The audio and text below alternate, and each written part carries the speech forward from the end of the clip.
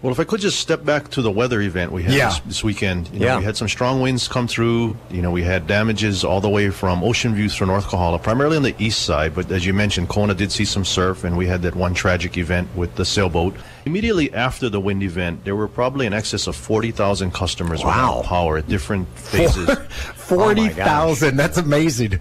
And you look at what Helco has been able to do, it's just amazing with what their crews have done in the past with Isel, this past event. They work round the clock, working very hard to get all their customers back on service. And, one that's maybe unknown, but I think people are understanding and appreciating it more and more is how much the water department depends on Helco, and some of the power outages, how that affected customers with water. Right after the event, we had areas in Waimea, Kohala, Pauilo without water because the well sites or the pump stations were offline. So, between the partnership between Helco and the water department, they've restored a lot of the power, got some of the water systems back up and running. As of yesterday afternoon, we still had some restrictions in the Pauilo area.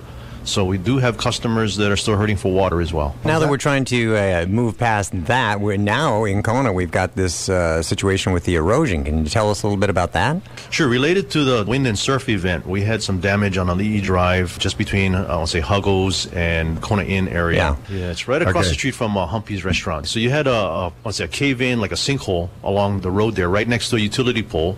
It basically undermined, collapsed, and one lane was closed. So we have traffic moving northbound, so from the South Kona area into Kailua, but going south, it's being detoured around because of that sinkhole. And is that still going on right now? Still only have one lane right there on that portion of Ali'i Drive? Yes, they're trying to stabilize the area as well as to fix the road. So that's going to take a while, but traffic is moving one way only in that area. You got to exercise patience because everybody who lives on the Kona side knows we've got a lot of visitors right now in town. I mean, just this time of year.